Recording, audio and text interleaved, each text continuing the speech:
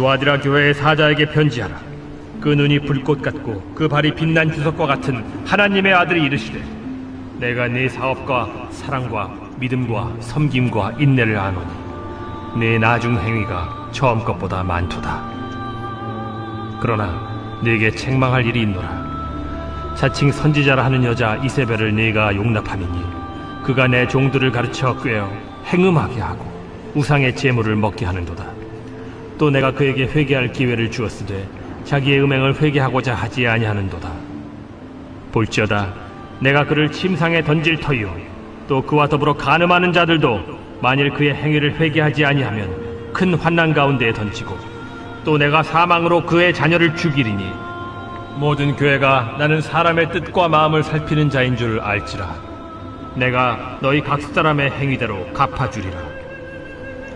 두아디라에 남아있어 이 교훈을 받지 아니하고 소위 사탄의 깊은 것을 알지 못하는 너희에게 말하노니 다른 짐으로 너희에게 지울 것은 없노라. 다만 너희에게 있는 것을 내가 올 때까지 굳게 잡으라. 이기는 자와 끝까지 내 일을 지키는 그에게 만국을 다스리는 권세를 주리니 그가 철장을 가지고 그들을 다스려 질그릇 깨트리는 것과 같이 하리라. 나도 내 아버지께 받은 것이 그러하니라. 내가 또 그에게 새벽별을 주리라. 귀 있는 자는 성령이 교회들에게 하시는 말씀을 들을지어다.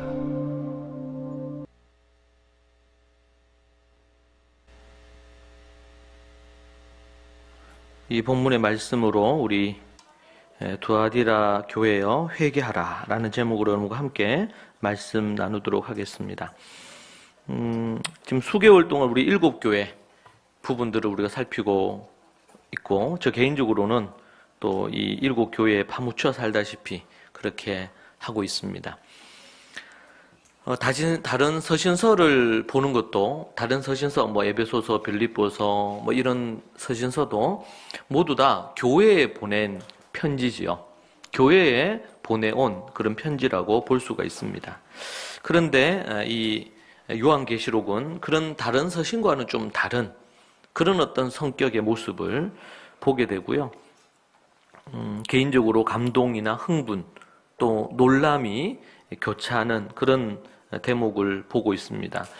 요한계시록의 서론이라 볼 수 있는 우리 2장, 3장 부분을 보는데도 우리가 이 정도인데, 요한계시록 전체를 우리가 쭉 살펴볼 때 우리가 깨달을 수 있는 어떤 하나님의 역사와 은혜는 놀랍지 않을까, 그런 생각을 다시 합니다.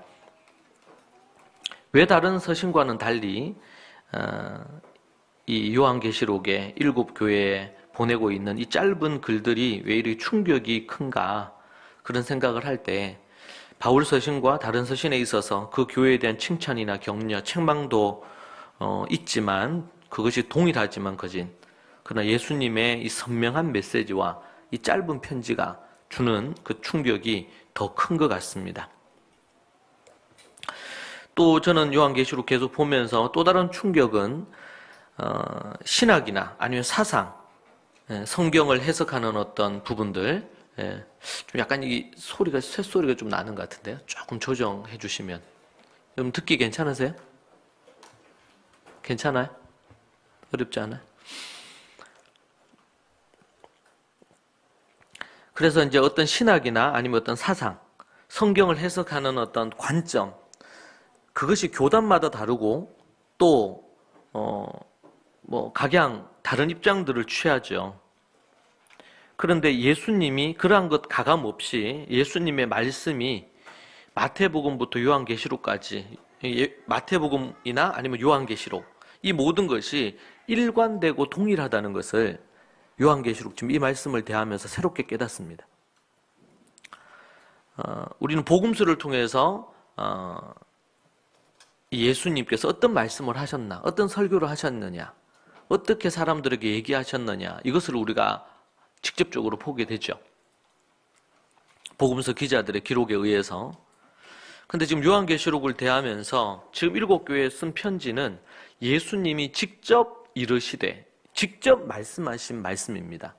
그러다 보니까 직접 말씀하신 이 대목의 말씀들을 우리가 들으면서 예수님이 얘기하신 복음서에 나왔던 사복음서에서 예수님이 설교하셨거나 사람들에게 얘기하셨던 말씀과 동일한 말씀이라는 것이죠. 그리고 동일한 메시지를 갖고 있다는 것입니다. 때로는 어떤 사람들은 이런 어떤 본문을 보면서 이게 예수님이 쓰시거나 말씀하신 게 아니면 때로는 신학적으로 이게 어떻다. 만약에 예수님이 얘기한 게 아니고 제가 그냥 예수님이 얘기한 걸 그대로 얘기했다. 그러면은 얼마나 많은 신학자들이 그걸 갖고 각양 교단끼리 싸우고 비판할지 모릅니다. 그런 모습들이 있는 구절들이 꽤 많아요. 그런데 우리가 하나님의 말씀과 우리의 믿음은 성경 그 자체에 기반을 두고 우리의 믿음과 생각들이 가야 되고요. 제가 이제 이 말씀 요한계시록 쭉 보면서 또 깨닫게 되는 것 중에 하나는 심지어 저도 신학적인 아니면 교단이 갖고 있는 교리라든지 신학적인 것을 갖고 성경을 해석하지 않았나 그런 생각을 다시금 해봅니다. 성경을 통합적으로 제대로 전체적으로 연구하고 이해를 하면서 거기에서 신학이 유출이 되고 도출이 돼야 되는데 그러기보다는 신학 이 부분을 어떤 관점에서 칼빈주의 관점으로 알미니우스의 관점으로 아니면 어떤 루터의 관점으로 아니면 어떤 누구의 관점으로 이 성경을 해석할 거냐 이런 식으로 접근하지 않았나 또 교단들이 그런 식으로 접근하지 않았나 그러니까 그게 아니구나. 성경 자체가 구약까지 연결되어져서 그러니까 지금 요한계시록 보면서 일곱 교회를 보면서 예수님의 복음서와 또 예수님의 가르침을 따르는 사도들의 서신서, 사도행전과 서신서와 그리고 요한계시록까지 요한계시록이 이걸 통합시킨단 말이에요. 마지막 책인데요. 그리고 구약까지 이것을 통합시켜요. 요한계시록이. 왜냐하면 요한계시록에 나와 있는 표현들, 단어나 문장 하나하나가 대부분 에스겔서, 이사야서, 창세기, 구약 시편 대부분의 구약 성경을 다 섭렵하고 있어요. 거기에서 다 인용된 것들입니다. 그러니까 이 요한계시록을 이해를 하려고 하면은 다른 책보다도 더 많은 요구가 요하는 것이 거기로 가야 돼요. 다시. 이런 표현을 똑같은 문장으로 이사야서에서 얘기하고 있고 창세기에서 얘기하고 있고 어느 선지서에서 얘기하고 있고 그래서 요한계시록은 이 신구약 성경을 통합하는 소위 말해서 그래서 제가 성경의 완전체와 같구나. 성경의 완전체와 같구나. 그런 어떤 생각을 하게 됩니다. 우리는 현재 27권이 신약에 우리 손에 주어져 있는데요. 오랜 세월 구약은 유대인 것이고 신약은 기독인들의 것이다. 이런 어떤 패러다임이 있었죠. 이것은 매우 왜곡된 것이고요. 잘못된 것입니다. 근데 교회 안에는 이게 너무 자연스러워요. 구약의 말씀은 유대인을 위한 거고 신약은 예수님을 위한 거다. 성경에 대한 기본 개념과 해석에서 큰 문제를 야기시킨 사상입니다. 신구약 성경이 유대인과 기독인을 위한 거라는 이런 관점이 말이죠. 요한계시록을 통해 이 모든 것이 통합되고 온전해지는 느낌을 받습니다. 신구약 성경 모두 하나님의 말씀이고 좀 더 정확하게 우리가 표현하면 초대교회 당시에는 신약이 없었습니다. 구약밖에 없었죠. 초대교회에서 구약 성경밖에 없었으나 예수님 안에서 성취된 예언을 통해 성경을 갖고 있지 않았는데 성경은 신약은 그들 안에 살아 있었습니다. 그래서 초대교회에는 이게 신약이 그들 안에 녹아내려져 있음과 동시에 성경책으로 가지고 있었던 두루마리 성경으로 갖고 있었던 것은 구약밖에 없었습니다. 사도 바울의 고백처럼 모든 성경은 하나님의 감동으로 된 것으로 그렇게 얘기할 때 이것은 모든 성경은 구약 66권을 얘기하는 것이죠. 구원에 이르는 지혜가 있게 하고 모든 선한 일을 행할 능력을 갖추게 한다고 그렇게 우리에게 말씀해 주고 있습니다. 우리가 다 알다시피 구약과 신약으로 나눈 것은 후대의 일입니다. 그냥 성경이었습니다. 그냥 토라라고 불렀습니다. 유대인들은 1세기 당시에는. 이것이 이제 시간이 지나면서 헬라를 중심으로 해가지고 넘어오면서 후대의 어느 신학자에 의해서 구약, 신약으로 나누어졌고, 그러면서 우리에게 주어져 있죠. 그래서 우리는 태어났는데 교회 와보니까 성경이 구약이나 신약으로 나누어져 있어요. 그러니까 이 성경이 구약과 신약으로 나누어져 있구나. 그리고 이제 이미 3, 4세기경에 정경으로 신약이 확정이 됐으니까, 그리고 역사 이래로 이 신약을 구약보다 더 귀중하게 교회들은 여겼습니다. 그러다 보니까 구약을 좀 천대하고 신약이 좀 더 선명한 말씀인 것으로 이렇게 오해를 하게 된 것이죠. 그러면서 우리는 이 중세 기독교와 그리고 종교개혁을 통해서 개신교가 등장을 하면서 그 역사 속에서 또 이 성경을, 역사의 관점으로 성경을 또 바라보게 된 것입니다. 그러다 보니까 특별히 잠언 같은 경우에는 성경 취급도 잘 안 하죠. 좋은 금원집이고, 그래서 고대에 나오는 어떤 금원집, 그런 책들과 별반 다르지 않는 성경으로. 그래서 복음서는 절대적인데 잠언 같은 성경은 성경으로 보기보다 좋은 글들이 기록된 책이라고, 이렇게 오해까지 하는 현상이, 이것이 교회 안에 벌어지고 있는 매우 심각한 부분이고 신학교에서도 크게 다르지 않는 그런 상황입니다. 그러면서 우리는 성경을 외면하다 보니까, 문제는 성경이 왜곡되게 외면되다 보니까 우리의 삶조차도 하나님이 원하시는, 그리고 초대교회가 가지고 있던 그런 신앙의 삶이 아닌 변질된 삶으로 나아가고 있지 않았나, 그런 생각을 합니다. 얼마 전에도 제가 얘기 드린 것처럼 주일 성수에 대한 어느 대형교회가 얘기한 것은 너무나 경악스러운 접근이었습니다. 요일이 별로 중요하지 않고 굳이 주일날 교회 와서 예배 드리지 않아도 아무 상관이 없다. 이러한 가르침은 거짓된 가르침이고 거짓된 교리의 바탕으로 한 가르침일 것입니다. 이단들이 문제기도 하지만 신천지도 그렇고, 문제는 정통교회들마저도 분명한 진리를 잃어가고 있다는 것은 매우 충격적인 사건입니다. 신약에 비해서 상대적으로 절대적 가치를 두지 않는 부분, 그냥 아브라함의 이야기, 이삭의 이야기, 야곱의 이야기로 그냥 우리가 따라야 될 좋은 옛날 이야기, 때로는 조금 꾸며지기도 하고 과장되기도 한 정기 정도로 생각을 한단 말입니다. 그리고 이스라엘의 역사, 사무엘상, 열왕기상, 역대상하, 그리고 선지서들은 이스라엘의 역사지, 그것을 우리가 배우는 것이 무슨 의미가 있느냐, 그런 식으로까지 구약을 천대하고 여기는 그런 것들을 우리는 봅니다. 과연 이것이 하나님이 원하시고 하나님이 바라시는 그런 성경에 대한 관점일까요? 요한계시록은 다른 어떤 책보다도 구약과 신약이 아우러져 있는 책이라고 말할 수 있습니다. 표현 단어 하나하나가 구약 곳곳에서 가져온 것이고, 예수님이 직접적으로 말씀하시기 때문에 지금도 보면 예수님이 가라사대, 예수님이 이르시되, 이렇게 하는 것으로 지금 7교회, 요한이 적은 것이지만 예수님이 직접 말씀하신 것을 대필한 그런 말씀을 우리는 계속 보고 있습니다. 그래서 복음서와 서신서와도 짝을 이루는 성경이 요한계시록입니다.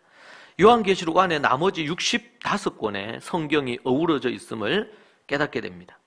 성경은 참으로 놀라운 책입니다. 하나님에 관한 지식으로, 귀한 지식으로 가득합니다. 영적인 지식으로 가득한 책이 성경책입니다. 세상 이 땅에 있는 어떤 책도 성경과 비교할 수 없는 책이요, 책 중의 책이죠. 왜 그렇습니까? 영적인 지식이, 하나님의 고상한 지식이 담겨있는 책이기 때문에 그렇습니다.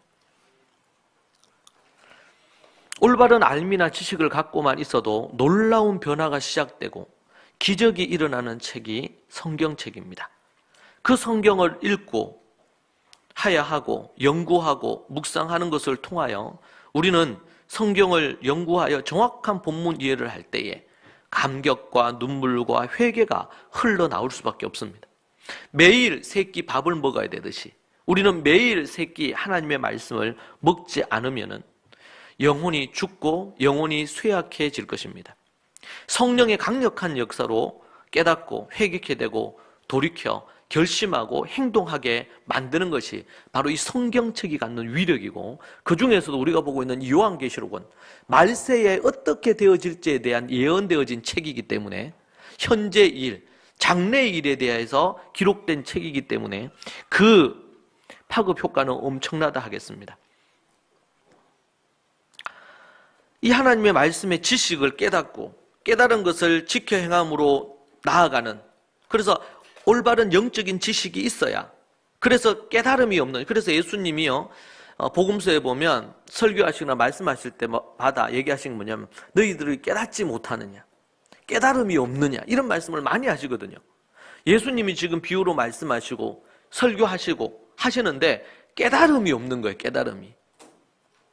너희들이 이것을 깨닫지 못하느냐, 이런 말씀을 여러분 우리가 복음서를 쭉 읽다 보면 반복해서 계속 많이 나옵니다. 깨닫지 못하는, 어떻게 깨달아집니까? 하늘의 지식, 영적인 지식을 전달받을 때, 지식을 올바로 깨달을 때,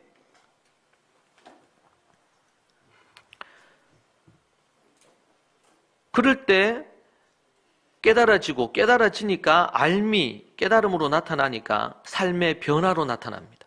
생각의 변화, 감정의 변화, 그리고 행동의 변화. 우리 생각의 변화가 말씀을 제대로 알 때 생각의 변화가 생깁니다. 왜곡된 생각이 있었는데 지나친 예를 들면 불교적인 사고, 유교적인 사고, 아니면은 자본주의적인, 아니면 공산주의적인 각가지의 많은 이데올로기적인 사고를 우리가 갖고 있었는데 어떻게 해요? TV를 통해서, 여러분 가정에서, 학교에서 각가지 사회 분위기를 통해서 우리는 왜곡된 세계관을 갖고 교회 안으로 들어옵니다. 그런데 이 왜곡된 세계관을 완전히 파괴하고 하나님의 세계관으로 할 수 있는 것이 뭡니까? 기준이 성경입니다. 하나님의 말씀이에요. 그것으로 우리는 분별합니다. 무엇이 맞고 참이고 무엇이 거짓인지를 분별하게 됩니다. 깨달음을 얻는 것이죠. 그 깨달음이 생각을 바꾸어 놓습니다. 생각을 다르게 만듭니다. 그리고 또 어떻게 해요? 왜곡된 감정적인 반응, 왜곡된 어떤 정서적인 잘못된 반응이 있었는데 성경을 통해서 깨달음을 얻고, 이 정서와 이 감정적인 반응이 이것이 온전하지 않구나, 때로는 왜곡되거나 잘못됐구나 라는 것을 우리가 깨닫는 것입니다. 그럴 때 정서적으로 건강해집니다. 자기 연민에 빠져있던 사람, 열등감을 가지고 있던 사람, 우울함이 있던 사람, 각가지의 많은 정서적인, 이거는 수백 가지, 수천 가지가 있겠죠. 그것이 무엇이 왜곡됐고 무엇이 올바른지를 우리로 알게 해줍니다. 그리고 그것으로부터 자유를 누리게 만듭니다. 그리고 우리 안에 있던 왜곡된 습관, 행동들, 올바른 알과 감정적인 변화를 통해서 이것이 아니구나라는 걸 깨달을 때 돌이킵니다. 때로는 작은 돌이킴과 큰 돌이킴이 있습니다. 이 말씀을 통해 깨달아졌지만 행동까지 되어지는 것은, 이것은 매우 어려운 일입니다. 근데 뭐라 그럽니까? 지행합일이라 그럽니다. 아는 것과 그리고 행동하는 것이 하나가 되는 것이죠. 여러분, 그걸 하는 사람이 아주 훌륭한 사람이고, 세상적으로는. 신앙적으로는 어떻습니까? 내가 알고 있는 대로 사는 것입니다. 그럴 때 그 사람이 신앙이 성숙하다, 이렇게 얘기를 합니다.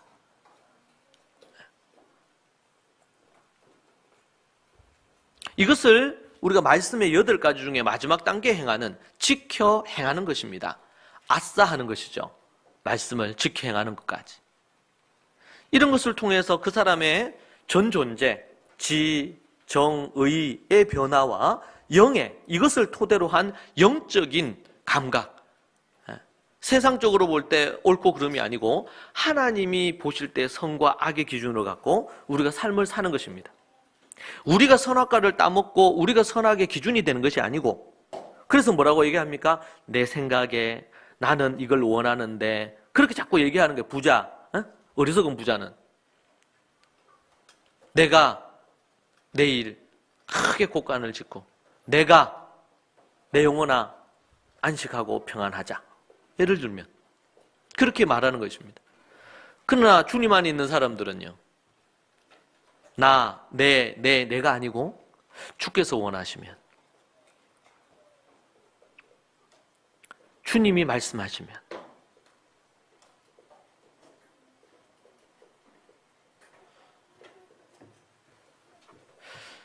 그런 부분에서 이 요한계시록은 우리의 영과 혼에 결정적인 영향을 주고 깨달음을 주면서 정말 참된 지행합일의 삶으로, 깨달음의 삶으로 나아갈 수 있도록 만드는 너무나 귀중한 책이다. 그래서 더욱더 이 책을 사랑하게 됐어요. 요한계시록을 제가 연구를 하고 설교하면서 말이죠. 여러분, 오직 말씀이 생명인 줄로 믿습니다. 여러분, 이 말씀이 능력입니다. 때로는 우리는 우리가 갖고 있는 신학, 사상, 가치관, 모든 것, 여러분이 자라오면서 갖고 있는 이미 뼛속 깊이 우리가 가지고 있는 어떤 가치관, 여러분, 성경을 대하거나 설교를 들을 때 일단 그것을 다 내려놓고 들어야 됩니다. 그렇지 않으면 이미 우리 안에서, 우리 생각 안에서, 우리 뇌 안에서 다 걸러내고 내가 원하는 것만 딱 듣습니다. 이 사단이 원하는 거거든요. 사탄이 원하는 것들의 이런 접근이요.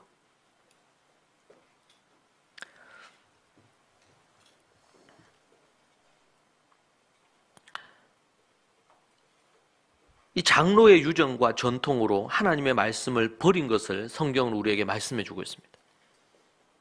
여러분, 그 대표적인 예가 저는 예정론이라고 생각합니다.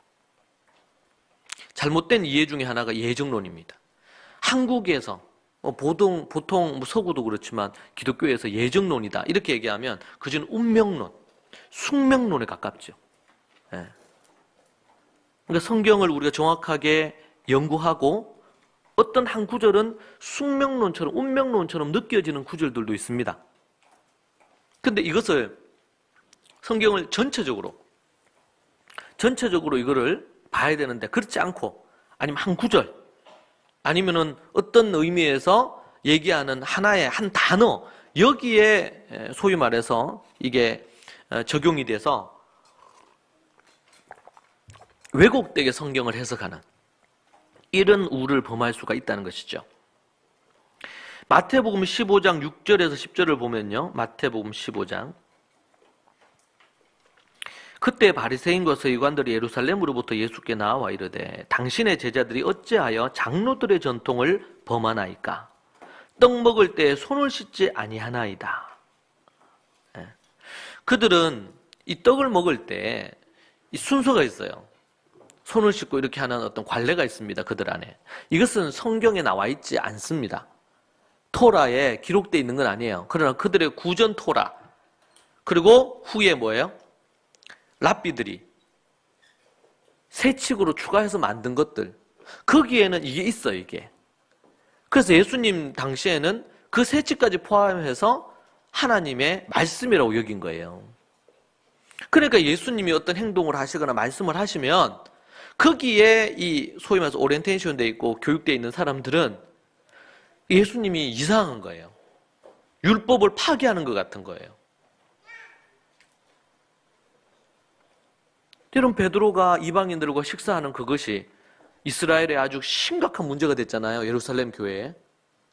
바울이 이방인들과 함께 다니고 이렇게 한 것이, 그들에게 복음을 전하고 이렇게 한 것이 유대인 기독교인들에게는 엄청난 충격이었단 말이에요. 근데 여러분, 성경은 그렇게 얘기한 적이 한 번도 없죠. 근데 왜 그렇게 예루살렘에 있는 초대교회 성도들은 그렇게 인식을 했습니까? 그들이 갖고 있는 장로의 유전과 전통 때문입니다. 장로의 유전과 전통이 갖는 긍정적인 면도 있어요. 그런데 예를 들면 우리가 잘 아는 코르반이라든지 이런 것들. 그래서 여기 이제 나오죠. 당신의 제자들이 어찌하여 장로들의 전통을 범하나이까? 떡 먹을 때 손을 씻지 아니하나이까? 대답하여 이르시되 너희는 어찌하여 너희의 전통으로 하나님의 계명을 범하느냐? 예수님이 얘기하시고 너희의 전통으로 하나님의 계명을 범하느냐? 전통으로 하나님의 말씀을 파괴한 것입니다. 이럴 수 있다는 거예요, 지금. 그들이 그런 새 책들을 만든 이유가 뭡니까? 하나님을 더 잘 믿으려고. 더 잘 믿으려고 한 것이, 더 잘 믿으려고 신학으로, 교리로 만들어 놓은 것이, 더 잘 믿으려고 만들어 놓은 것이 도리어 하나님의 말씀을 파괴해 버리더라는 거지. 그래서 예수님이 그것과 싸우신 거예요. 그래서 어떤 혹자는 예수님은 사회개혁 운동가다, 이런 말이 안 되는 얘기를 합니다. 아니에요. 그분은 전적으로 하나님의 나라에, 하나님의 가치에, 하나님의 말씀을 이 땅에 실현하는 것에 온전한 초점이 있는 거예요. 그렇게 하다 보니까 뭐예요? 전통과 유전으로 갖고 있었던 것 중에서, 전통과 유전에 대한 것이 이만큼 있으면 그 중에서 일부는 맞고, 예를 들면 50%는 맞고 하나님의 말씀에 근거하고 50%는 자신 인간들이 만든 거다. 그러면 어떨까요? 예수님이 얘기하신 것의 대부분이 어디에? 이 50%에 속한 것들이 아니고 그들이 만든 장로의 유전과 이런 것의 50%를 건드리는 거예요. 그러니까 제사장들과 대제사장들과 서기관들과 바리새인들은 발끈하는 거죠.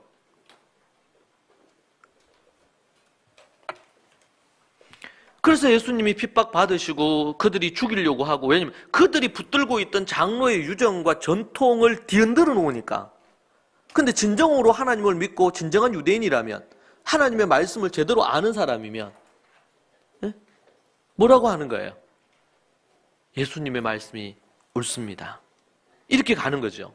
그리고 구약의 말씀을 따라 볼 때 예수님이 메시아로구나, 이렇게 갈 수밖에 없어요. 그런데 저들의 눈을 사탄이 가려가지고 그걸 특별히 뭐예요? 장로의 유전과 율법으로, 그들이 만든 율법, 전통으로 눈을 가려놓은 거예요. 그래서 예를 들어 예수님이 얘기합니다. 대답하여 이르시되 너희는 어찌하여 너희의 전통으로 하나님의 계명을 범하느냐? 하나님이 이르셨으되 내 부모를 공경하라 하시고 또 아버지나 어머니를 비방하는 자는 반드시 죽임을 당하리라 하셨거늘 너희는 이르되 누구든지 아버지에게나 어머니에게 말하기를 내가 드려 유익하게 할 것이 하나님께 드림이 되었다고 하기만 하면, 이 코르반이죠. 하나님께 드려졌다, 이렇게 하기만 하면 그 부모를 공경할 것이 없다 하여, 부모를 공경 안 해도 아무 문제가 안 되는 거예요, 율법으로. 너희의 전통으로 하나님의 말씀을 폐하는도다. 너희들이 만든 전통, 하나님께 드렸다는 이 코르반을 하게 되면 부모님에게 드려야 될 거 안 드려도 된다. 이거 누가 만든 겁니까? 성경에 이게 있다 없다? 하나님이 주신 계명이 있어요 없어요 이게요? 없어요, 일체. 그런데 하나님께 드려야 된다는 것에 근거해가지고 만약에 하나님에 드리는 것과 부모님께 드려야 될 것들이 이게 충돌이 일어날 때에 하나님께 드리는 코르반이 그것에 해당되면 부모에게 안 드려도 아무 문제가 없다는 거예요. 그걸 누가 만들었느냐? 그들의 선조들이 만들었어요. 그래서 이스라엘의 유대의 책 중에서 선조의 어떠고 이런 책들이 있습니다.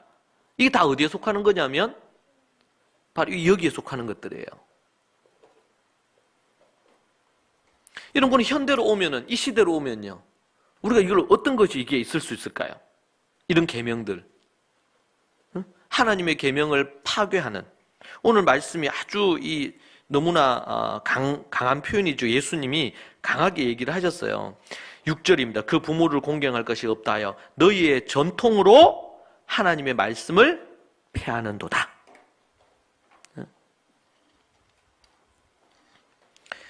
그들이 성전을 너무너무 사랑했어요. 솔로몬 성전, 하나님의 성전을 너무너무 사랑했어요. AD 70년에 그 성전이 무너지잖아요. 예수님이 예언했습니다. 이 성전이 무너질 것이다. 그러나 3일 만에 이 성전을 재건할 거다. 이것은 AD 70년에 이 성전이 무너질 것에 대한 예언과 동시에 예수님의 십자가에 죽으시고 3일 만에 부활하실 것을 예언해 주신 거죠.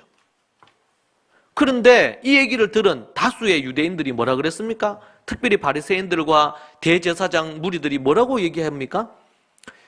하나님의 성전인 이 성전을 무시하고 하나님을 경멸했다. 어찌 하나님의 성전이 무너진다 하냔 말이에요. 그리고 지가 뭔데 3일 만에 이 성전을 세워 이 성전을 짓기 위해서 솔로몬이 이 성전을 지을 때, 예를 들면 그 이후에 이 성전을 또 두 번째 성전을 지을 때 얼마나 많은 시간이 들여졌고 많은 사람들이 수고해서 만든 성전인데 3일 만에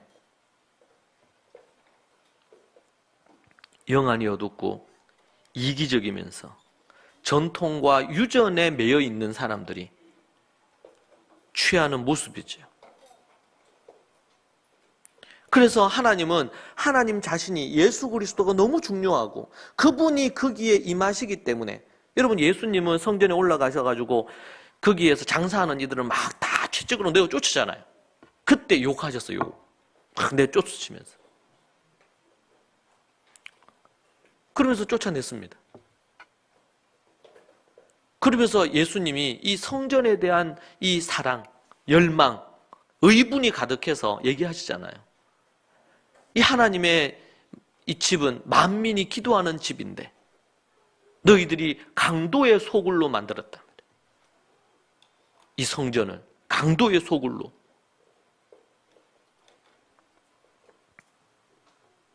그렇게 얘기하시면서 책망합니다. 성전을 사랑하셨습니다.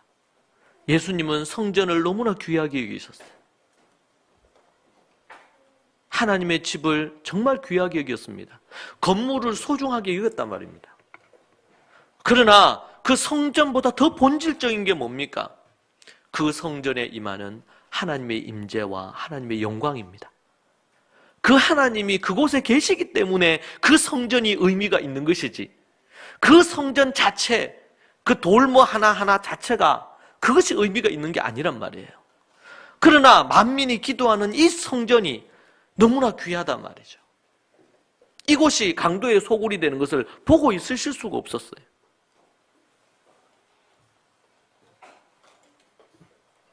그런데 사람들은요, 그 성전을 붙들고 있었어요. 누구는 버리고 하나님은 버리고. 그래서 말라기에서 성전 문을 좀 닫았으면 좋겠다. 왜 하나님이 이 성전을 파괴하게 두셨을까요? 결국에는 이 파괴되잖아요. 예루살렘에 있는 예루살렘 성전이. 왜 파괴됩니까? 그들이 하나님을 떠났어요. 북쪽 이스라엘, 남쪽 유다, 그들이 얼마나 악을 행했는지 열왕기상하, 역대상하에 자세히 기록되어 있죠.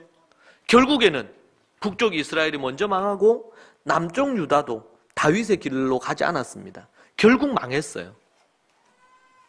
망했습니다. 그리고 하나님의 영광이 떠났다는 증거로 성전을 파괴하도록 두시는 겁니다.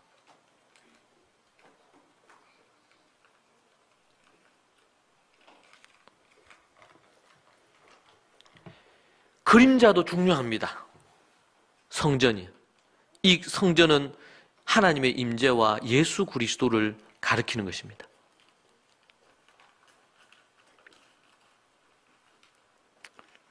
전통으로 하나님의 말씀을 폐한다. 7절에 외식하는 자들아 이사야가 너에게 관하여 잘 예언하였도다 일렀으되 이 백성이 입술로는 나를 공경하되 마음은 내게서 멀도다. 사람의 계명으로 교훈을 삼아 가르치니 나를 헛되이 경배하는도다 하였느니라. 지금 유대에 있는 대부분의 유대인들이 헛되게 하나님을 믿고 있었습니다. 사람의 계명으로, 장로의 유전이죠, 전통이죠. 사람의 계명으로 교훈을 삼아서 가르치는. 여러분, 제가 저도 관련된 그런 책들을 봅니다. 유대 랍비들의 책들을 봅니다. 그러면은 아주 깊이가 있습니다. 삶의 실제적인 여러 성경의 가르침을 실제화해 놓은 좋은 것들이, 글들이 참 많습니다. 유익해요. 그런데 그것을 하나님의 말씀과 동일한 계명으로 이것을 올려놓았다는 것이, 이것이 매우 심각한 이단적인 모습이에요. 심지어 코르반처럼 이렇게 변질되어 버렸습니다. 성전주의, 선민주의, 선택받은 백성이라는 게 너무 귀하잖아요. 그러면은 선택받은 백성답게 살려고 해야 되지. 근데 그렇게 하지 않고요, 나는 선택받았다고 생각하면서 여기면서 이방 민족들을 판단하는 거예요. 선악과를 반응하는 거지. 판단하고 정죄하는 겁니다. 겸손하질 않아요. 하나님은 그들을 심판하시고 버리셨습니다. 유대인들 중에 남은 자들만 주님 앞에 나올 수 있게 된 것입니다. 그러면은요, 이 시대 그리스도인들은, 개신 교회에 있는, 교회 다니는 그리스도인들은 어떨까요? 정말 하나님의 말씀을 사랑하고 그 말씀을 깊이 연구하면서 알고 올바른 말씀을 듣고 배움을 받아서 그렇게 살려고 할까요? 아니면은 습관적으로 기독 종교 생활을 하면서 이 장로의 유정과 전통 정도를 따르고 있지 않을까요? 때로는 술 안 마시고 담배 피지 않고 조금 착하게 살고 헌금을 좀 하면 구원 얻는다고 생각을 하고, 아니면은 예정론을 숙명론, 운명론처럼 한번 구원을 얻었기 때문에 무슨 죄를 지어도 아무 문제가 없고 그렇게 할까요? 지금 7교회 성도들이 그런 생각을 가진 이들이 있었을 것으로 보입니다. 그러니까 예수님의 말씀은 너무나 무서워요. 두아디라 교회의 편지 전체 내용을 우리가 생각해 보면, 두아디라 교회는 주님을 위해서 일을 잘 감당할 뿐만 아니라 갈수록 성장해 가고 있었습니다. 사랑과 믿음과 섬김과 인내로 예수님께 칭찬을 받았습니다. 이 얼마나 아름다운 모습입니까? 날마다 성장하고 있는 신앙, 자라고 있는 신앙이었습니다. 그래서 너희 처음 행위가, 너희들 나중 행위가 처음 행위보다 많다는 거예요. 좋다는 거예요. 믿음으로 처음 시작했는데 시간이 지나면 지날수록 더 나중 행위가 더 좋은 거예요. 날마다 신앙이 성장하고 있는 것이죠. 여러분, 우리의 신앙이 이러해야 됩니다. 두아디라 교회가 보여주고 있는 것처럼 앞부분에서 내 나중 행위가 처음 것보다 많도다. 그런데 여러분, 대부분 믿음의 삶을 사는 사람들이, 교회를 다니는 사람들이 처음 가졌던 그 열정과 뜨거움과 믿음의 행위가 처음 것보다 많아야 되는데 나중이 처음보다 못한 경우가 허다합니다. 왜 그럴까요? 계속 성령의 충만함을 받지 않고 하나님의 말씀의 깊은 자리로 가지 않기 때문에 그렇습니다. 요번 주간 지나면서 우리 교회를 다니지 않는 분인데 유니스의 아이를 보내는 어머니입니다. 중학생입니다. 그 어머니가 그런 얘기를, 무슨 일 때문에 통화를 했는데 그런 얘기를 하시더라고요. 때로 이 아이가 이제 중학생인데 이 아이가 좀 반항도 계속하고 또 여러 어머니 말도 잘 안 들으면서 좀 어려웠대. 관계도 어렵고. 그러니까 심성은 나쁜 것 같지는 않은데 행동이 그냥, 그래서 이제 처음에는 그냥 사춘기라고 이렇게 생각을 했는데 이게 너무 갈수록 더 심해지고, 그러면서 어떻게 해가지고 이번에 하야 캠프 지난번에 보내고 학교 이제 등록을 하셨죠. 했는데 이제 이런 일 때문에 3월 달부터 이 온라인으로 수업을 했잖아요.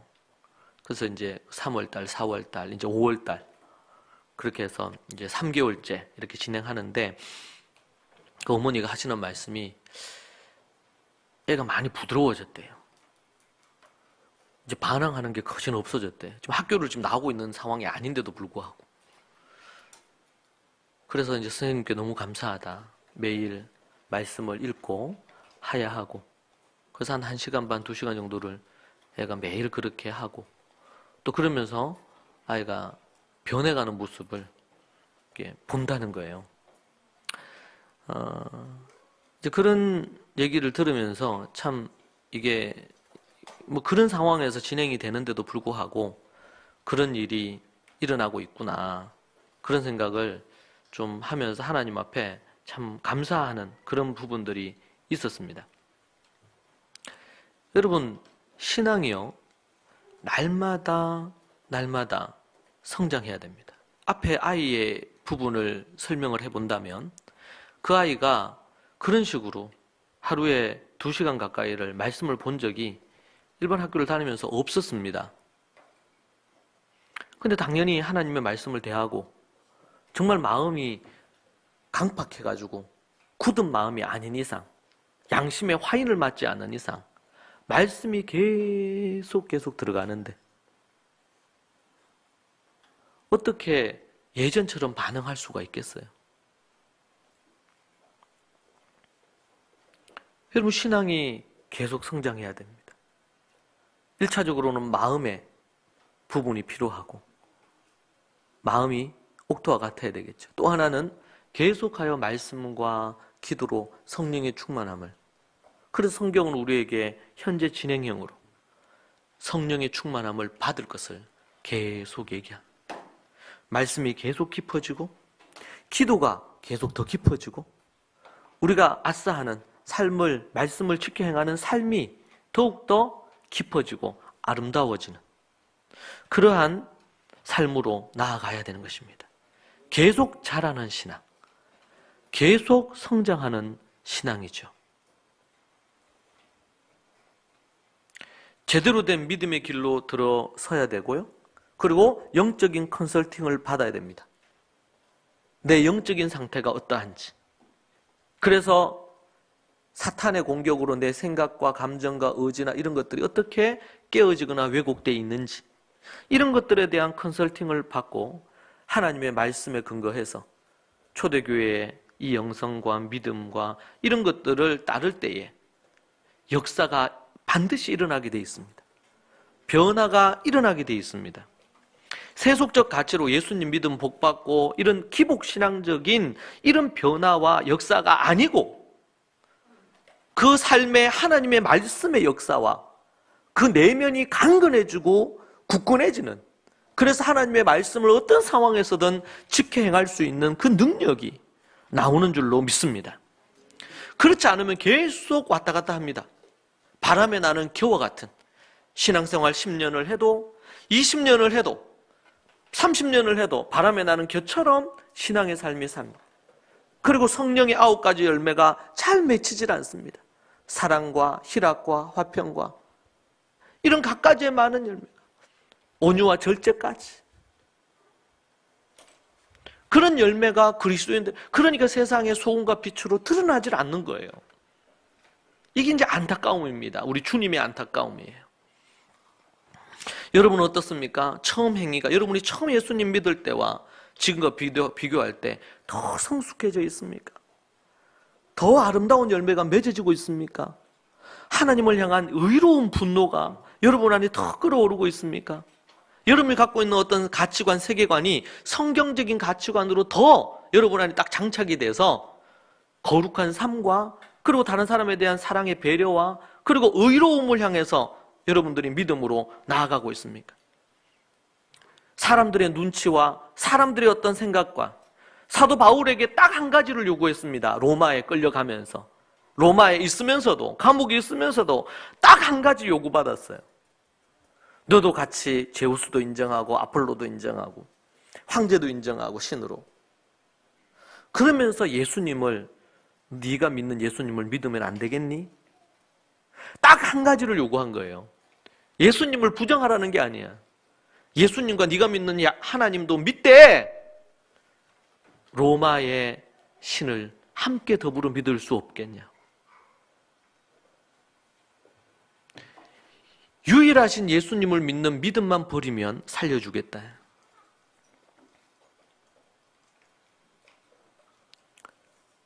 그것만 요구했어요. 우리가 봤던 서머나 교회의 폴리갑에게 요구했던 것이 그거죠. 한 번만 오직 유일하신 예수님의 구원자 예수님을 한마디만 부인만 하면 살려주겠다는 겁니다. 폴리갑이 90평생 내가 살고 하나님이 나를 한 번도 나를 향해 그렇게 하시지 않았는데 내가 어찌 그렇게 할 수 있느냐. 믿음의 신의가 있죠.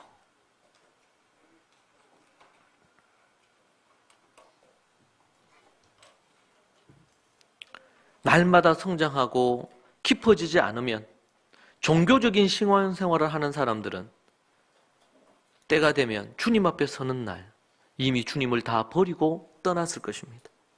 교회를 다녔을지는 몰라도 때로는 직분을 가졌을지는 몰라도 마태복음에 보면 7장에 보면 선지자 노릇, 지금으로 얘기하면 목사 노릇을 했을지는 몰라도 하나님 나라와는 아무런 상관이 없는 불법을 행하는 자가 되는 것입니다. 결코 예수님의 이 말씀은 도무지 너희를 내가 알지 못하겠다 얘기하죠. 선지자 노릇하고 죽은 자도 살렸던 신유의 역사를 일으켰던 사람들이 주님 저를 모르시나요? 천국문 앞에서 도무지 내가 너를 모르겠다. 불법을 행하는 자들아 떠나가라. 하나님의 계명과 하나님의 새 계명을 지키지 않은 자들아, 그 사람이 목사든 누구든 간에 불법을 행하는 자들아 떠나가라는 것입니다. 여러분, 믿음의 길로 들어서고 영적인 상태를 점검받고 하나님의 말씀을, 복음과 말씀을 듣고 지켜 행하는 삶, 그래서 회복과 변화가 일어나는 삶. 이번에 이제 부흥 사경에 하면서 이 부흥이라는 단어가 성경에 나와 있나 몇 군데 있어요. 몇 군데. 부흥이라는 단어 자체가 나와 있고 또 나와 있지는 않는데 그 단어를 쓰진 않았는데 소위 말해서 부흥의 역사가 일어났던 사건들 있잖아요. 성경에 보면 대표적인 게 이제 느헤미야 8장에 보면 수문화 광장에서의 그 집회, 이런 게 이제 부흥 집회인데, 이 부흥이라는 단어의 원어를 살펴보면 그 원어의 의미는 여기 우리 성경 구절 있죠. 여기 수년 내 부흥. 이것이 뭐냐면 다시 살아나다, 소생시키다, 이런 의미예요. 부흥케 한다는 것이 다시 생명력 있게 불어넣다, 이런 의미를 갖고 있습니다.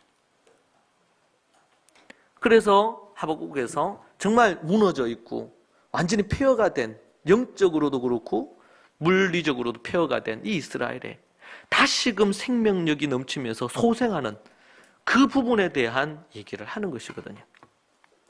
하나님을 떠났던 이들이 돌이켜서 회개하고 하나님 앞에 나아와서 새 생명을 얻고 생명력 있는 삶으로 나아가는, 소생하는 역사, 이것을 부흥이라고 얘기를 하는 것을 제가 보았습니다. 이것이 참된 복입니다. 기복적인 신앙의 복이 아니고 참된 복이 바로 그런 복입니다. 이러한 칭찬을 들었습니다. 그런데 자칭 선지자 이세벨이라는 이 여자가 있는데 이 여자를 용납한 것 때문에 큰 책망을 받았습니다. 거짓 선지자 이세벨을 용납함으로 많은 교인들이 행음하게 되었고 우상의 제물을 먹게 되었습니다. 이세벨에게 회개의 기회가 주어졌습니다. 오늘 말씀해 보면, 그런데 그들이 회개했습니까? 안 했습니까? 회개하지 않았습니다. 이 여선지자가. 그리고 그 이세벨 같은 여자가 회개하지 않을 뿐만 아니라 많은 사람들을 또 그 가르침으로 꿰어가지고 그들도 이세벨처럼, 자기처럼 물들게 만들어버렸습니다. 결국 이 이세벨을 따르던, 그녀를 따르던 많은 무리들도 하나님의 심판을 받게 됩니다. 그런 의미에서 보면 교회는 남은 자, 순결한 신부가 있는가 하면 그렇지 않는 자들이 교회 안에 있습니다. 양이 있는가 하면 염소가 있습니다. 양의 특징이 있고 염소의 특징이 있죠. 양들이 갖는 그 특징처럼 행하는 자들이 있는가 하면 염소들이 있습니다. 예수님은 그들을 격려하시며 끝까지 하던 대로 굳건하게 지켜갈 것을 당부를 합니다.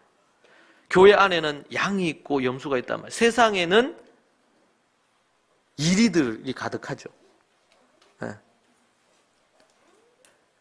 양이었는데 염소가 됐고 염소들이 또 이리가 된 사람들이 있을지 모르겠습니다. 성경에서는 이리떼들. 그래서 믿는 자들이 예수님이 떠나시면서 제자들을 향해서 하나님께 이 제자들을 맡기시잖아요. 올려드리잖아요. 기도를 하시잖아요. 그러니까 이들을 내가 이리떼 가운데 두고 가는데 이런 말씀하시죠. 이 세상은 이리와 같아. 이리. 근데 교회 안에는요. 양들이 있고 그 순전한 양들을 꿰는 염소들이 있단 말이에요. 염소들. 이세벨 같은 여자들은 여선지 자칭 선지자라 하는 이 이세벨은 바로 그런 여자입니다. 그러니까 이리와 같은 염소야. 교회 안에 들어온. 그런데 문제는 이 교회가, 이 두아디라 교회가 이 이세벨, 이 이리를, 염소와 같은 이리를 용납했어요. 용납했다는 말은 그의 가르침을 허용을 했단 말이에요.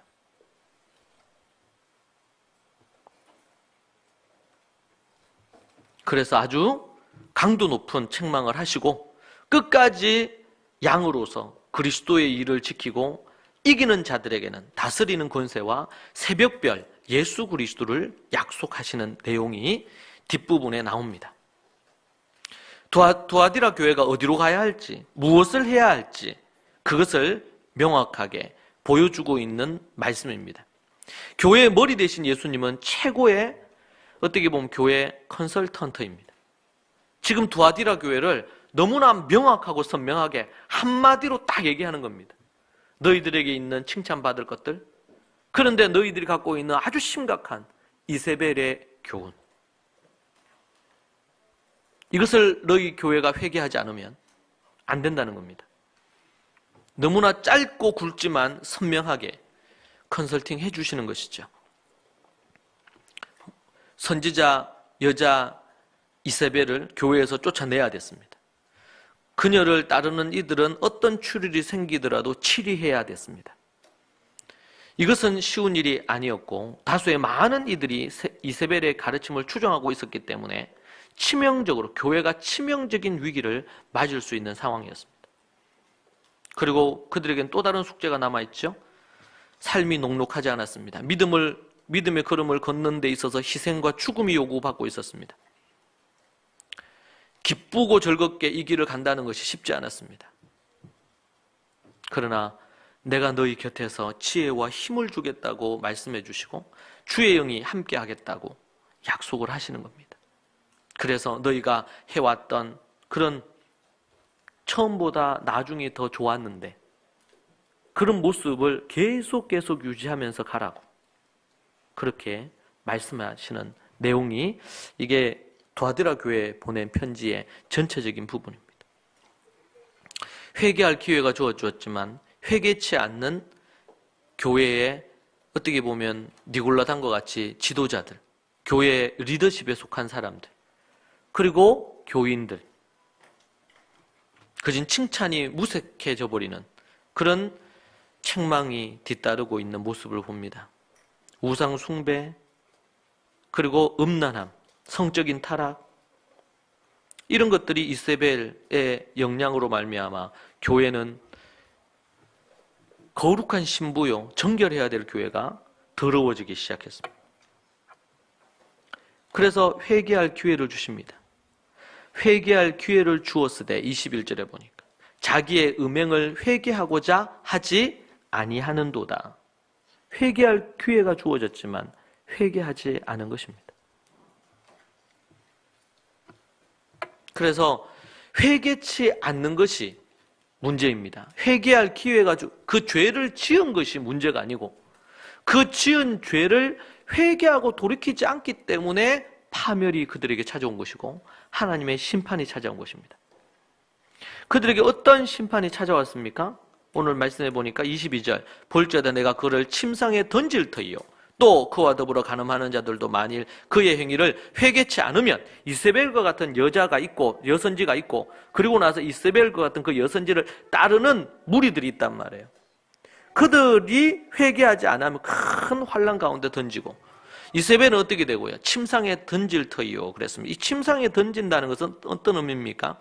단순히 그냥 침대에 눕게 한다 이런 의미가 아니고 병들어서 다시는 일어나지 못하고 죽게 될 것이라는 것입니다. 그래서 그 당시에 이런 그 소아시아에 발견된 비문들을 보면 음행 때문에 음란한 짓 때문에 신의 벌을 받아서 하나님의 벌을 받아서 질병에 걸려서 죽음에 이르게 됐다고 하는 그런 문구가 쓰여 있는 비문들이 발견이 됐습니다. 그래서 어떤 학자는 이렇게 얘기했습니다. 사랑의 침상, 그들의 음란함이 극에 달했기 때문에 사랑의 침상을 더럽혔기 때문에 질병의 침상에서 신음하게 된 것이다.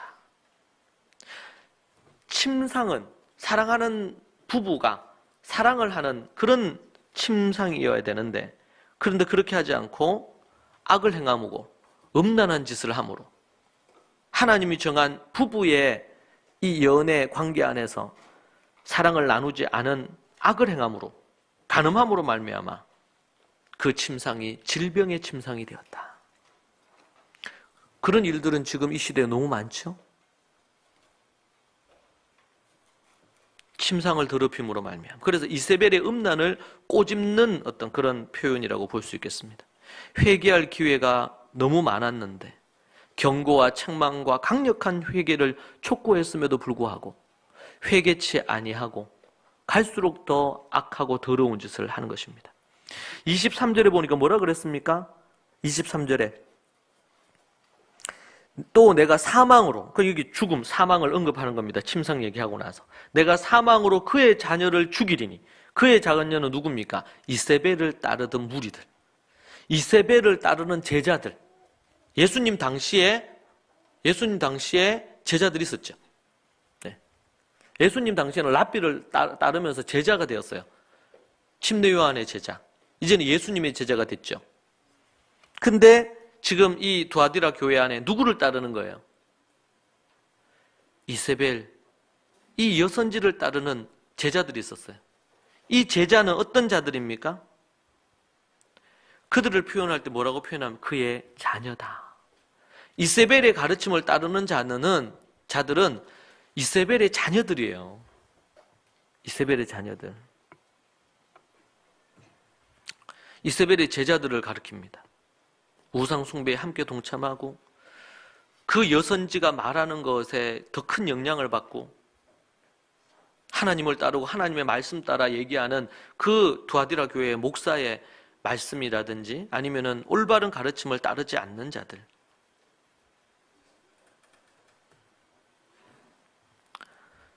회개해야 할 기회가 주어졌지만 그들은 회개하지 않았습니다. 옛날 바로처럼, 사울 왕처럼 선지자 사무엘이 얘기하고 그렇게 경고하고 가르치고 책망했음에도 불구하고 심지어 사무엘은 사울과 싸우기까지 하잖아요. 여러 차례. 그럼에도 불구하고 도리어 사무엘을 공격하고 순종하지 않았던 사울처럼 결국에는 하나님의 심판을 받게 됩니다. 그리고 뭐라 그럽니까? 또 내가 사망으로 그의 자녀를 죽이리니 모든 교회가 나는 사람의 뜻과 마음을 살피는 자인 줄 알지라. 예수님이 사람의 뜻과 마음을 다 알고 살피고 뭔가를 판단한다는 걸 안다는, 내가 너희 각 사람의 행위대로 갚아주리라. 따라하시죠. 내가 너희 각 사람의 행위대로 갚아주리라. 한 번 더 크게 하십시다. 내가 너희 각 사람의 행위대로 갚아주리라. 여러분, 우리는요, 이 앞에서 얘기한 예정론으로 인한 잘못된 예정론에 대한 이해 때문에 켈빈이나 아니면은 이 역사적으로 자료를 보면 이 켈빈이 예정론을 얘기했죠. 그러나 그의 기독교 강요나 이런 부분들을 보면 예정론만큼이나 뭘 강조했냐면 삶을 강조했어요. 행위를 강조했어요. 행위를. 그 당시에 면죄부가 판매되고 이렇게 하면서 믿음이 아닌 행위로 구원받는다는 이 문제 때문에 하나님이 우리를 이미 예정하시고 우리가 구원 얻는 것은 전적인 예수 그리스도의 은혜요.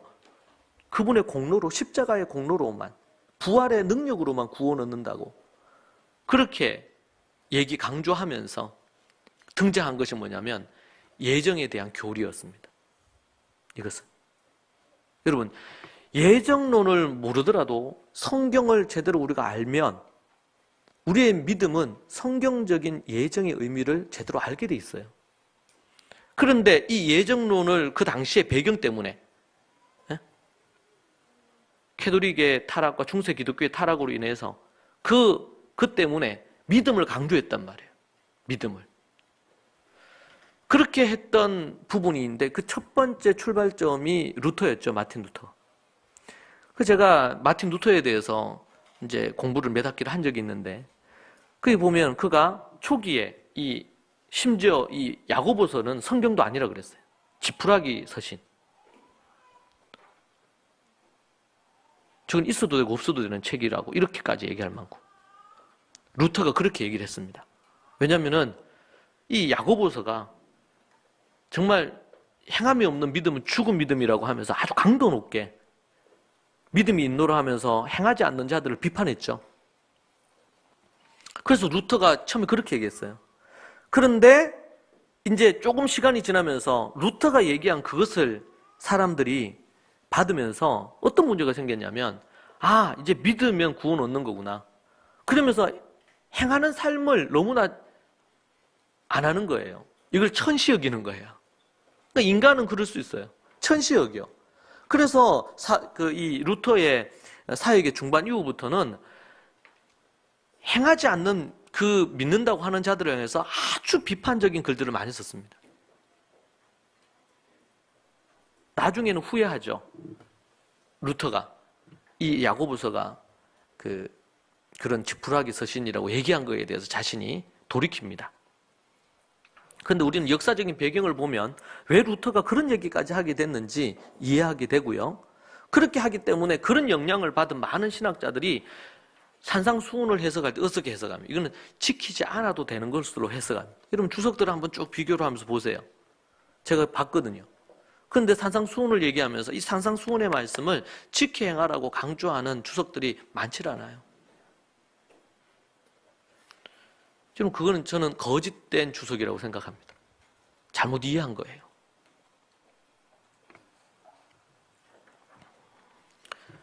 존 칼빈도 그랬습니다. 그의 가르침에서 믿음을 강조했지만 그것과 더불어 더 크게 강조한 것이 삶이었습니다. 그래서 이 켈빈이 그 도시를 다스렸던 도시 제네바 같은 경우에는 그 많은 믿는 사람들이 이 복음을 듣고 믿는 이 개신교도들이 그들의 삶에 있어서 얼마나 철저하게 정직하게 살았으면 이 건물을 지었는데 그 건물이 엄청난 세월이 지나도 견고한 거예요. 안 무너지고. 그때 지은 그 건물은. 왜요? 정직하게 지은 거예요. 정직하게. 왜 그렇습니까? 켈빈이 이 믿음의 예정을 강조하면서 믿음의 사람들이 복음에 합당한 삶을 얼마나 철저하게 지켜야 되는지. 그래서 여러분 그때 당시의 자료를 보면은 켈빈은요 그 도시에서 아버지가 자녀들에게 믿음을 가르치고 말씀을 가르치지 않고 가정예배를 드리지 않으면 출교시켰어요. 교회에서 쫓아내고 그리고 그 도시에서 추방시켰습니다. 자료를 보면.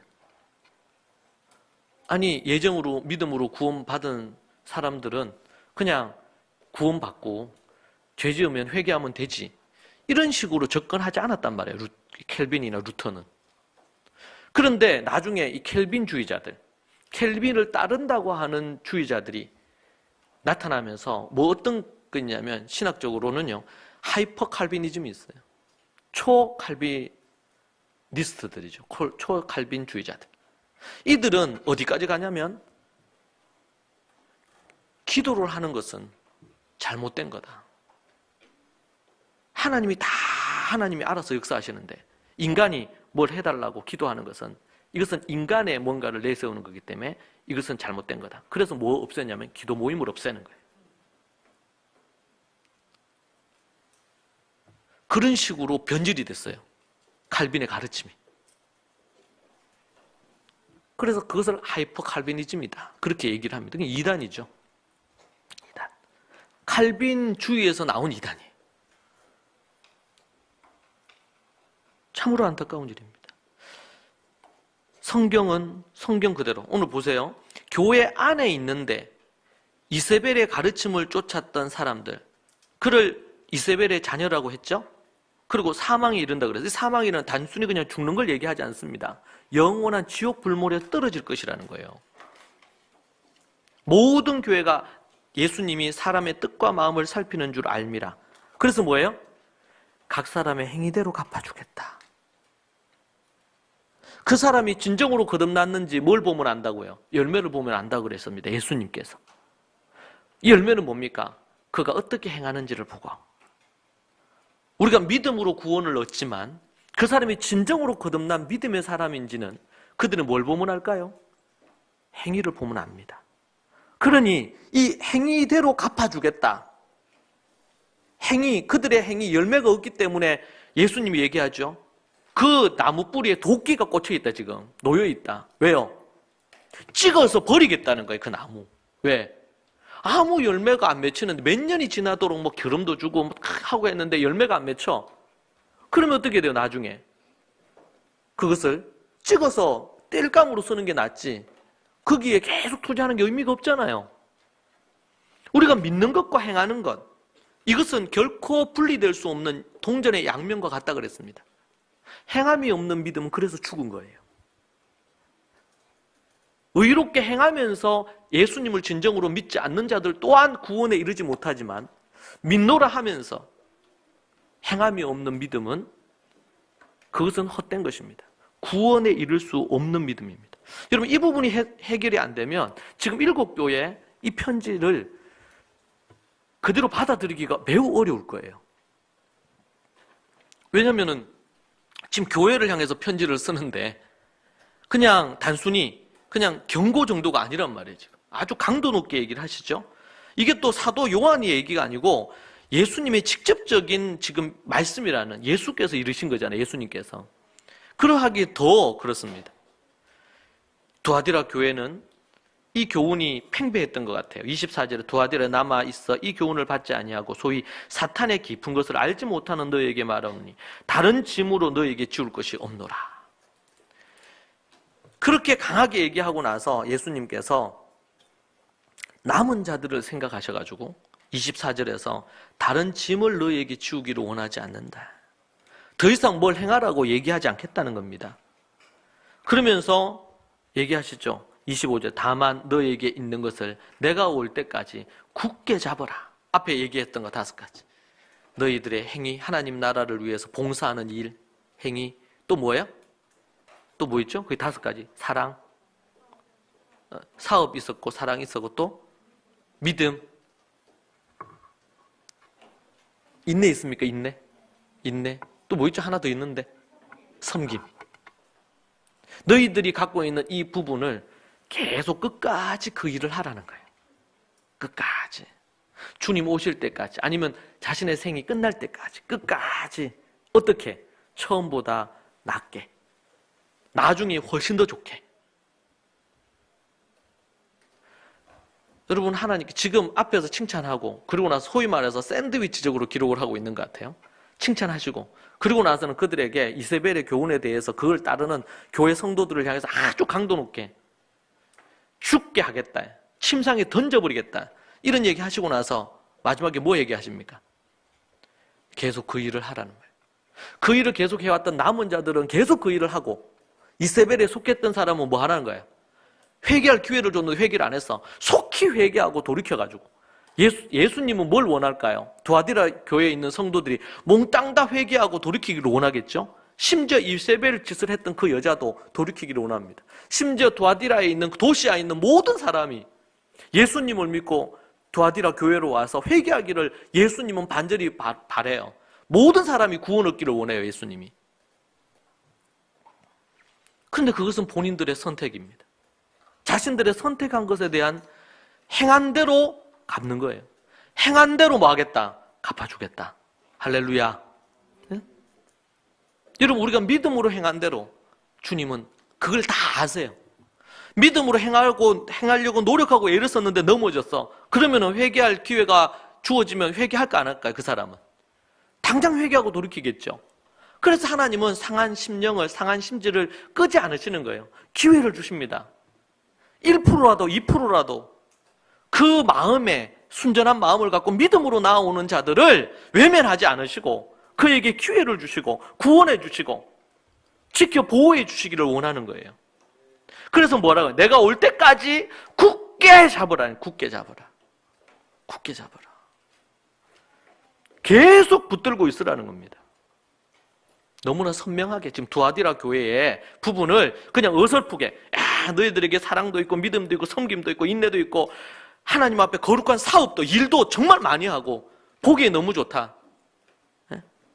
그런데 지금 이세벨의 교훈이 조금 있는 것 같은데 뭐 너희들이 5가지 너무 좋으니까 이거 그냥 조금 반성하고 돌이켜봐. 지금 이렇게 얘기하시는 게 아니죠. 지금 딱 교회 안에 그걸 딱 분리해 놓습니다. 그렇게 하지 않는 자들은 죽음을 맞게 될 것이고 당장 육신의 죽음뿐만 아니라 영원한 하나님의 심판에 저주 아래 놓이게 될 것이라고. 회개하고 돌이켜야 된다. 회개하지 않으면, 여러분 사울도 회개하고 돌이켰다면 하나님의 구원의 은혜의 자리에 천국에 들어갔을 것입니다. 가룟 유다도 회개하고 돌이켰다면 누구의 선택입니까? 본인들의 선택입니다. 본인들의 초이스예요. 어떤 선택을 하느냐. 믿음의 선택을 하는 겁니다. 나중에 다 지나고 나니까 하나님이 나를 그렇게 인도해 주셨다 이런 고백을 하지만 그 순간은 누가 선택하는 거예요? 죄를 지을지 그렇지 않을지 내가 선택하는 겁니다. 내가. 사랑하는 여러분, 우리 믿음의 모든 식구들이 하나님 앞에 제대로 된 믿음의 선택을 함으로 말미암아 만국을 다스리는 권세를 주시겠다고 했어요, 예수님. 그리고 뭘 주겠다는 거예요? 28절에는요. 내가 또 그에게 새벽 별을 주리라. 옆에 분들한테 인사하세요. 새벽 별을 받으시기 바랍니다. 여러분 새벽 별 누굽니까? 새벽 별 누굽니까? 예수님. 여러분 성경에서 새벽 별 그럼 예수님을 가리킵니다. 예수님. 그런데 사탄이 이 새벽 별을 사칭해. 새벽 별인 것처럼 광명한 천사 이렇게 얘기하잖아요. 근데 여기에서 새벽별은 성경에 보면 새벽별은 예수님을 가리킵니다.